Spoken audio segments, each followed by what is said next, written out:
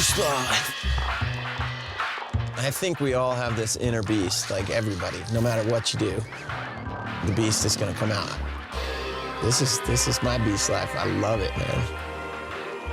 It's just progression. It's just pushing yourself, learning every day, evolving. Since day one, man. Babies learn to walk. We're learning to fly. I feel like I'm only getting stronger.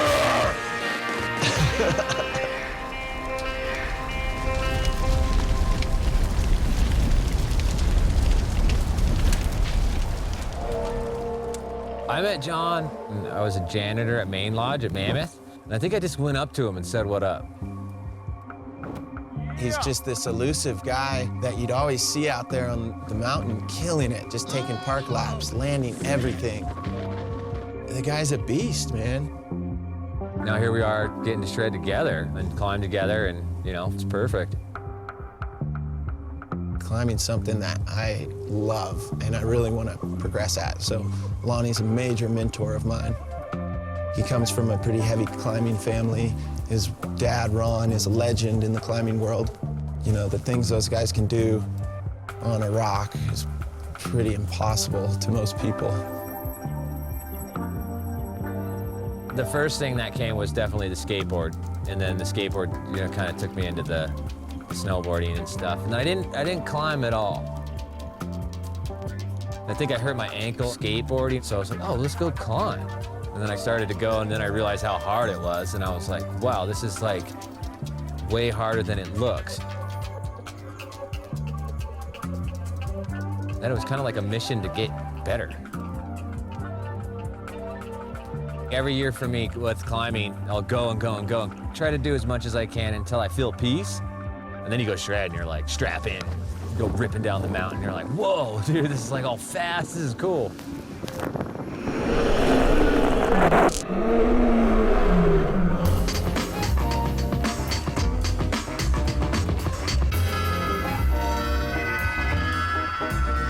Being out in the backcountry, I feel like is where your inner beast really comes out. And I think Lonnie can probably relate to that. I bet you Jack's gonna ride this, L's gonna ride that, that, maybe even this. Yeah, I'm ready to feel like something, like amazing.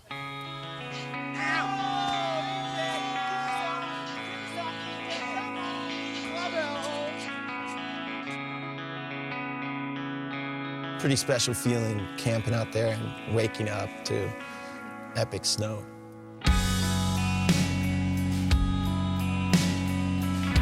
Started riding the first lines in the dark with headlamps, and we just got to party these lines all day long.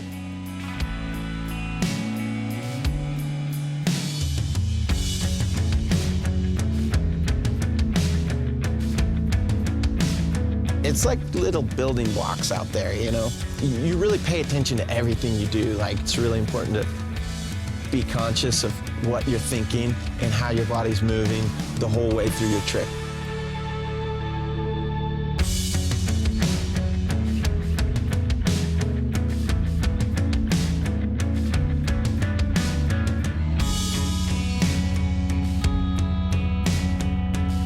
You gotta get like stoked, you know, and like it's okay to be kind of gnarly and, you know, just commit to it all completely, you know.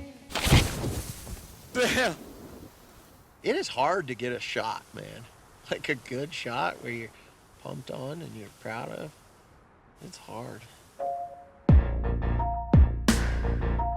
the backcountry, it takes a lot of tries sometimes. Like sometimes you just won't stump. And you're like, oh man, do not ragdoll.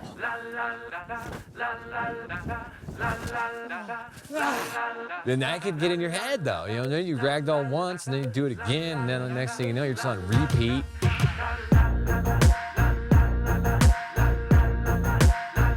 I can bench press my snowmobile all day long, but I'm really trying to learn to harness my mental strength because that's where you find your real power.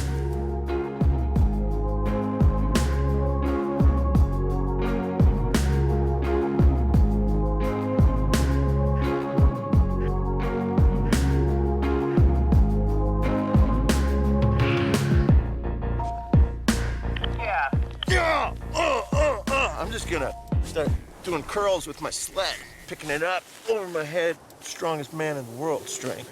Yeah. 2, 3. Dude, what did I tell you earlier that we were gonna do some curls with my sled? You know, Lonnie is such an inspiration to me, soloing things that are just like impossible to get up even. He's climbing without a rope. It's like nuts, man. Pound, Al, pound. When I solo something, you know, like it's not sketchy, it's not weird, it's like, yeah. And I guess just to do it with nothing, it's just like, it's so pure. I can't even explain what kind of beast that is. Dude, I'm a pussy when it comes to climbing. It's hard. With snowboarding, you never had anything. When you hit the jump, you ain't got no rope, you ain't got nothing. So it's like, with climbing, it's kind of like, once you take all the gear off, you're like, whoa, this is for real. It's scary, it's gnarly. Because if you did fall, obviously you're, you know, bye, later. Going out climbing with him, he's always pushing me like, yeah, you got this, you got this. I'm like, I don't have this, I'm gonna fall, you know? First, like, you might feel like a little shaky and you don't want to feel like that. You want to just be like totally dead calm. You know, when you make a move, you're not like moving your hand all over and then you grab the hold. It's just like first time. I can't imagine being there and having the mental capacity to stay calm and keep your heart rate low and not let your hands sweat. Can't get on there. You know, I mean, obviously you could think so much gnarly, weird stuff, but why do that? Just gotta stay calm, you know? Just listening to the feeling inside just tells you, yeah, you're good. Yeah, brother.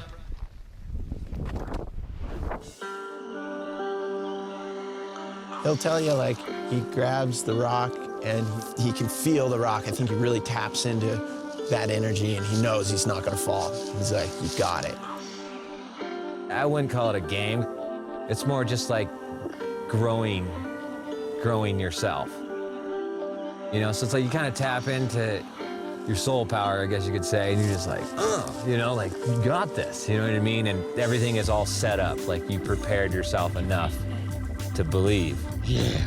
Then after a while, that feeling starts to grow, like armor or something. You know, you could be like hundreds of feet off the ground and be totally calm. You've built that feeling up so much where people think you're nuts, but you're like, no, I'm confident and clear in my head about what I'm doing. But only you know that. Here we are, people. It's kind of like magic or something. Then you can think of it like being really soulful about your movement, busting some kung fu moves, or like when people dance, when they feel the music, they feel it, so it brings movement out of them. Here's the last step. It's cool to talk to him after he's done stuff like that, because he's just like, man, it makes your spirit fly. Like, it gives me so much. Yeah. Makes you feel amazing. It does. I can think of it right now. I feel amazing. That's what's awesome. So it's always with you. You know, you could be anywhere at any given time and just think about those moments, and it's like, yeah. Thank you so much. Oh. There's all kinds of different versions of Beast Life. We all have it. We just got to work with it and turn it into whatever we want to turn it into. And then next thing you know, you're doing all this next level stuff. That's what's cool about being I'm not calling myself a beast, but when you try and create this inner beast, you're doing it for yourself. After a while, like, you figure out this is what we do. It's like a part of that whole process of becoming who you are. Yeah. Beast life. This is the beast life. It's like pretty silly, but if you can really learn to harness your mental strength and tap into that hyper focus, the possibilities of what you can do are endless. that becomes a life worth dying for, you know?